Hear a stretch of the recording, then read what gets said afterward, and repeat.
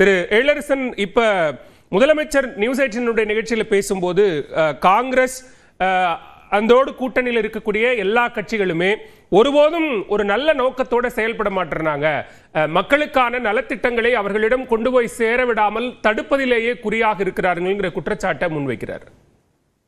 என்ன திட்டத்தை பத்தி அவர் குறிப்பிட்டார்? தமிழ்நாட்டினுடைய வளர்ச்சி பணியில் பல வகையில் முட்டுக்கட்டை போட்டு கொண்டு இருப்பது ஒன்றிய பாஜக அரசு. இது எல்லாத்தையும் எவிடென்ஷியலோட இருக்கு. எந்த விதமான நம்பர்ஸையும் இது வரைக்கும் மறைக்காம சட்டப்பேரவையிலே மிக தெளிவாக தெரிவிக்கப்பட்டிருக்கு. ஆவணமா சொல்லப்பட்டிருக்கக்கூடியதற்கு ஆவணத்தோடு ஒரு பிரதமர் என்பவர் மிக உயர்ந்த பதவி, இந்த இந்தியாவினுடைய மிக உயர்ந்த பதவியில் இருக்கக்கூடியவர், அவர் ஆவணங்களோடு ஒரு குற்றச்சாட்டை வைப்பதுதான் நியாயம் என்பது என்னோட முதல் கருத்து. இதுல ரொம்ப குறிப்பா சொல்லணும்னா, நீங்க சொன்ன அந்த பிரதம மந்திரி வீடு கட்டும் திட்டம், இந்த திட்டத்தை பொறுத்த வரையில முதல்ல இந்த திட்டமே தொடங்கப்பட்டது.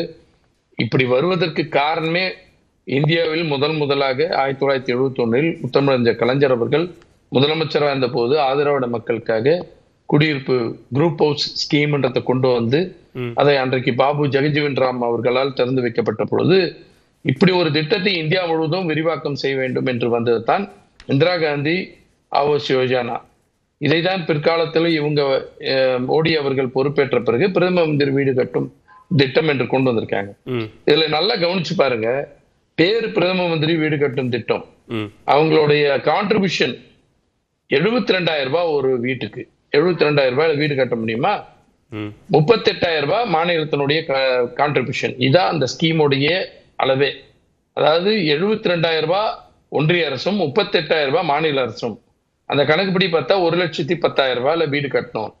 இது சாத்தியம் இல்லை என்ற காரணத்தினால் 1,00,000 ரூபாய் கூடுதலாக மானியமாக மாநில அரசை வழங்கி 2,10,000 ரூபாய் என்று வழங்கக்கூடிய திட்டமாக 10 ஆண்டுகள் மேல 15 ஆண்டுகளாக இந்த திட்டம் இப்படிதான் இருக்கு. இந்த திட்டத்தை கிட்டத்தட்ட இவங்க பொறுப்பேற்ற நாள்ல இருந்து இந்த அளவுக்கு தான் தராங்க, இதை கொடுத்துட்டு இருக்காங்க. இது செயல்பாட்டிற்கே உதவாது என்ற அளவுக்கு இருக்கிறது. பிரதமரனுடைய பேச்சில் அவர் சொல்லக்கூடிய வாதம் என்னன்னா, இது ஏழைகளுக்கு அவர்களுடைய கனவை நனவாக்குற வகையில ஒரு வீடு கட்டி தரக்கூடிய ஒரு திட்டம். இந்த திட்டத்தை நிறைவேற்றுறதுல திமுக அரசுக்கு விருப்பமோ முனைப்போ இல்ல. கிட்டத்தட்ட 9.5 லட்சம் வீடுகளை கட்டுவதற்கான அனுமதியை மத்திய அரசு கொடுக்கிற நிலையில அதை முழுவதுமாக போய் சேர விடாமல் தடுக்கக்கூடிய ஒரு நிலைப்பாட்டில் திமுக அரசு இருக்கு. என்ன உள்நோக்கம் அப்படின்னு கேட்கிறார். அதான் இப்ப நான் விளக்கமா சொல்லிட்டு இருக்கேன், நீங்க கவனிக்க மாட்டீங்க. 2,10,000 ரூபாய்க்கு 2,10,000 ரூபாய்க்கு வீடு கட்டுறது இன்னைக்கு நாட்டுல முடியாது. அவங்க ஒன்றிய அரசு இந்த மாதிரி திட்டத்தை டெல்லி, யூபி, பீகார் போன்ற மாநிலங்கள்ல பூசப்படாத செவர்கள், கூரை போடப்பட்ட செவர்கள், இப்படிதான் இது ரூஃப், இப்படிப்பட்ட ஒரு வீடுகளுக்கு ஒன்னா இது உதவும். தமிழ்நாட்டுல 2,10,000 ரூபாய்க்கு வீடு கட்ட முடியாதுன்னு திருப்பி கொடுக்கிற நிலைமையில இருக்காங்க. சோரை எழுப்பிட்டு நிக்குது வீடு. என்ன திட்டம்? இந்த திட்டத்தினுடைய நோக்கத்தை பற்றி யாராவது ஒருவர் முறையாக பேசுவதற்கு தயாராக இருக்காங்களா? அதாவது கட்டி தொடங்கப்பட்டு முடியாதுன்னு நிற்க பொழுது அவங்களை திருப்பி வாங்கக்கூடிய நிலைமை, நீங்க திருப்பி வாங்கி கொடுக்கணும்ன்றாங்க. இப்ப ஒன்றிய அரசு என்ன கேக்குதுன்னா, இந்த பணியை தொடங்கிட்டு நிறைவு செய்யவில்லை என்றால் அந்த வீட்டை கட்டுவதற்கு தொடங்கி அந்த ஏழை எளியோர் மீண்டும் அந்த பணத்தை ஒன்றிய அரசுக்கு தர வேண்டும். எவ்வளவு அளவுக்குன்னு தெரியுமா? இந்த அளவுக்கு இது தடுக்கப்பட்டிருக்கு. இந்த மோசடியை, இந்த மோசமாக ஏழை எளியோரை வஞ்சிக்கக்கூடியதை மறைத்து விட்டு ஒன்றிய அரசு செய்யக்கூடிய இந்த மோசடியை, தவறான முடிவை தமிழ்நாட்டு அரசு மீது, திமுக அரசு மீது பழி சுமத்துவதுதான் ஒரு பிரதமருக்கு அழகா என்ற கேள்விதான் வருகிறது. முதற்கட்ட பார்வையை நான் எடுத்துக்கிறேன். நீங்க கேட்கிற கேள்விகளை நான் திரு நாகராஜ் முன்வைக்கிறேன். ரெண்டு குற்றச்சாட்டு நான் சொல்றேன். ஒன்னு, 2,10,000 கட்ட முடியவில்லை. அப்படி கொடுத்து ஓரளவுக்கு அவங்க லிண்டல் வரைக்கும் வரத்துக்கே அவங்களால பணம் பத்தலைன்னும் போது நிறுத்தி விட்டீங்க. நின்னுட்டதுக்கு பெண்டிங்க, நீங்க உங்க தப்பு, அதனால திருப்பி பணம் கொடுன்னு சொல்லி கேட்கறது எந்த அளவுக்கு மோசமான நிலைமை. ஓகே, முதற்கட்ட வாதமா எடுத்துக்கிறேன். பேசலாம். திரு நாகராஜ், இங்க தமிழ்நாட்டுக்கு இப்போதுதான் சேர்ந்து இருக்கிறார் பிரதமர். ஆனா தமிழ்நாட்டுக்கு வருவதற்கு முன்னாடியே தமிழ்நாடு மீதான சில குற்றச்சாட்டுகளையும் திமுக அரசு மீதான சில புகார்களையும் முன்வைத்திருக்கிறார். இங்க குறிப்பா பிரதம மந்திரி ஆவாஸ் யோஜனா, அந்த வீடு கட்டும் திட்டத்தின் கீழே இப்படியான நிதி சிக்கல்கள் இருக்கிறது, அதன் காரணமாகத்தான் இங்க அதை நிறைவேற்றுவதில் தடையாக இருக்கிறது அப்படிங்கிற ஒரு விளக்கத்தை எழிலரசன் கொடுக்கிறாரு. எப்படி பார்க்கிறேன்? வணக்கம். அதாவது தமிழ்நாடு ஒரு தனித்தீவாக இருக்க வேண்டும் என்று முதலமைச்சர் கருணாநிதி ஆரம்பகாலத்திலிருந்தே மத்திய மாநில அரசுகளோடு நல்ல உறவை கொண்டிராமல் தொடர்ச்சியாக இது போன்ற ஒரு வேறுபட்ட மனநிலையோடு தான் திராவிட முன்னேற்ற கழக அரசு இயங்கிக் கொண்டிருக்கிறது.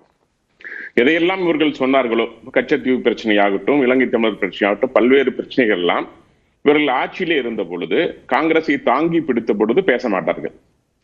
18 ஆண்டு காலம் காங்கிரஸ் ஆட்சியில் இருந்தாங்க, கச்சத்தீவை பத்தி பேசல. இது மாதிரி பல உதாரணங்களை சொல்ல முடியும். இந்திய எதிர்ப்பை பத்தி பேசல, இந்திய ஒழிச்சாங்க, ஒழிக்கல, அதெல்லாம் ஒன்றும் பண்ணல. ஆனா இவர்கள் ஆட்சிக்கு வந்த பின்பு இவர்களுக்கு மாறுபட்ட தமிழ்நாட்டை வளர்ச்சிப்படுத்தக்கூடிய ஒரு ஆட்சி அங்கே அமர்ந்தால் உடனடியாக டெல்லி ஆட்சி, டெல்லி குடும்பம், இப்படி எல்லாம் பேசக்கூடிய இடத்துல முதலமைச்சர் இருக்கார். உதாரணத்துக்கு சொல்ல போனா, இன்றைக்கு பிரதமர் வீடு கட்டும் திட்டத்தின் கீழ 60-40 இன்னைக்கு நிதி கொடுக்கப்படுகிறது. ஆனா இவங்க என்ன பேர் வச்சிருக்காங்க? கலைஞர் கனவு இல்ல திட்டம் வச்சிருக்காங்க. இவங்க கொடுக்கிற பணத்துல முழுசா வீடு கட்டிட முடியுமா? நோக்கம் என்னன்னா இவங்களுக்கு எந்த முடிச்சிடுறேன். நான் பேசுறது முழுசா கேளுங்க. நான் முடிச்சிடுறேன். இவங்க கொடுக்கறதுல முழுசா கட்ட முடியல. பிரதம மந்திரி வீடு கட்டும் திட்டத்தை ஏத்துக்க மாட்டாங்களாம். ஆனா கலைஞர் கனவு இல்ல திட்டத்தை ஏத்துக்கிட்டு இவங்களுக்கு என்ன நோக்கம்னா, எந்த காரணத்தை கொண்டும் மத்திய அரசு, குறிப்பாக பாரதிய ஜனதா கட்சி இங்கே மக்கள் மனசுல இடம் பிடிச்சிடக்கூடாது. பல திட்டங்கள்ங்க. நீங்க தேசிய கல்விக் கொள்கை திட்டத்திலிருந்து இன்னும் நான் பட்டியலிடலாம். நீங்க விஸ்வகர்மா திட்டம் கொண்டு வந்தாங்க. 10 லட்சம் பெண்கள் தமிழ்நாட்டுல பதிவு பண்ணியிருந்தாங்க. ஒவ்வொரு பெண்களுக்கும் 1 லட்சம் ரூபாய் தொழில் தொடங்குவதற்கு. அந்த திட்டத்தை ஏத்துக்க மறுத்து விட்டு இவங்க ஒரு பேர்ல இவங்க ஒரு திட்டத்தை ஆரம்பிச்சாங்க. இல்ல திரு நாகராஜ், மாநில அரசுகள் மாநிலத்திற்கான திட்டங்களை உருவாக்கி செயல்படுத்துவதில் ஏதாவது சிக்கலோ தடையோ இருக்கா? அது மாநிலத்திற்கு, இந்த மாநிலத்திற்கு நீங்க இந்தியா முழுமைக்குமான ஒரு திட்டத்தை உருவாக்கும் போது அது தமிழ்நாட்டில் நடைமுறைப்படுத்துவதில் சிக்கல் இருக்கு. மாறா எங்க மாநிலத்திற்கென்று ஒரு திட்டத்தை உருவாக்குறோம்னு வேற மாநிலம் ஒரு முடிவெடுத்தா அது அரசுக்கு எதிரானது, அது மத்திய அரசுக்கு எதிரானது, பாஜகவுக்கு எதிரானது, இல்ல பிரதமருக்கே எதிரான நிலைப்பாட்டை கொண்டிருக்கிறார்கள் அப்படின்னு சொல்ல வரீங்களா? இல்ல, அவங்க என்ன சொல்ல வராங்க, நீங்க 60% கொடுத்துட்டு பிரதமர் வீடு கட்டும் திட்டம்னு வைக்கிறீங்க அப்படின்னு சொல்றாங்க. பிரதமர் வீடு கட்டும் திட்டங்கிறது பொதுவான பேர் தான். ஆனா இவங்க என்ன பண்றாங்க, கலைஞர் கனவு இல்ல திட்டம்னு இவங்க அப்பாவுடைய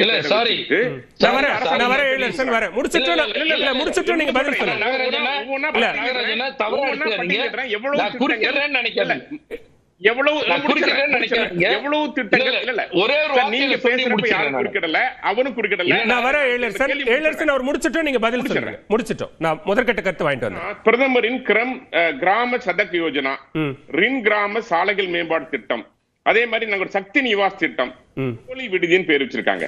அதே மாதிரி விஸ்வகர்மா திட்டம், கலைஞரின் கைவினை கலைஞர்கள் திட்டம், ஜல்ஜீவன் திட்டம், வீட்டுக்கு வீடு குடிநீர் திட்டம், மக்கள் மருந்தகம், முதல்வர் மருந்தகம், அதே மாதிரி போஜன் திட்டம், ஊட்டச்சத்து உறுதி செய்யும் திட்டம், நகரங்களில் வனங்கள், அதே மாதிரி பாத்தீங்கன்னா பசுமை வழிகள், சமரச சிக்ஷா, மாதிரி பள்ளிகள், அதே போல கடல் நீரை குடிநீராக்கும் திட்டம். இது ஆக்சுவலா மத்திய அரசோட திட்டம், இந்த மாநில அரசு திட்டம் மாதிரி போக்கஸ் பண்றது. இப்படி எல்லா திட்டங்களையும் எடுத்து இப்ப அந்த நிதி மக்களுக்கு, உதாரணத்துக்கு இன்னும் பெஸ்டா சொல்ல முடியும், இப்போ கிசான் சம்மன் நிதி, விவசாயிகளுக்கு அந்த மரியாதைக்காக வழங்கப்பட்ட 6000 நிதி பாத்தீங்கன்னா 48 லட்சம் பேருக்கு ஆரம்பத்தில் கொடுக்கப்பட்டது. அது மிகப்பெரிய அளவுல மக்களை போய் சென்றடைந்தது. விவசாயிகள் பெருமகிழ்ச்சி அடைந்தாங்க. இன்னைக்கு பாத்தீங்கன்னா 19 லட்சம் பேராக குறைக்கப்பட்டு விட்டார்கள். ஏன்னா நேரடியாக அது மோடி அவர்களுடைய அந்த நிதி முழுமையாக சென்றடைய 100% போய் சேருது. மிகப்பெரிய மாற்றம் ஏற்படுத்தி இருக்கிறது. உடனடியாக அதுல பாதியாக குறைக்கப்பட்டு இன்னைக்கு விவசாயிகள் பணத்தை தேடி அல்லாடி கொண்டிருக்கின்றார்கள். இவங்க என்னன்னா, இவங்களும் இவங்க குடும்பமும் பயன்பெறுவதற்கு 100% வர்ற பணம் தங்களுடைய பெயரில் மாற்றி தாங்கள் கொடுப்பது போல் கொடுத்து இந்த வாக்கு வங்கி அரசியலுக்கு மட்டும்தான் அவர்கள் அந்த. இப்ப நீங்க வாக்கு வங்கி அரசியல் அப்படிங்கிற ஒரு குற்றச்சாட்டை முன்வைத்தால், பிரதமர் முன்வைக்கக்கூடிய குற்றச்சாட்டை போக்கஸ்ட் ஆன் அப்போசிஷன் அப்படின்னு தான் இருக்கு. காங்கிரஸ், திமுக, திரிணாமுல் காங்கிரஸ் ஆளக்கூடிய மாநிலங்கள், எதிர்க்கட்சிகள் மத்திய அரசுக்கு எதிராக, பாஜகவுக்கு எதிராக இப்படி ஒரு நிலைப்பாட்டை கொண்டிருக்கிறார்கள். அவங்க ஆளக்கூடிய மாநிலங்களை வளர்ச்சி பெறவிடாமல் தடுக்கிறாங்கிறது அரசியல் குற்றச்சாட்டு இல்லையா?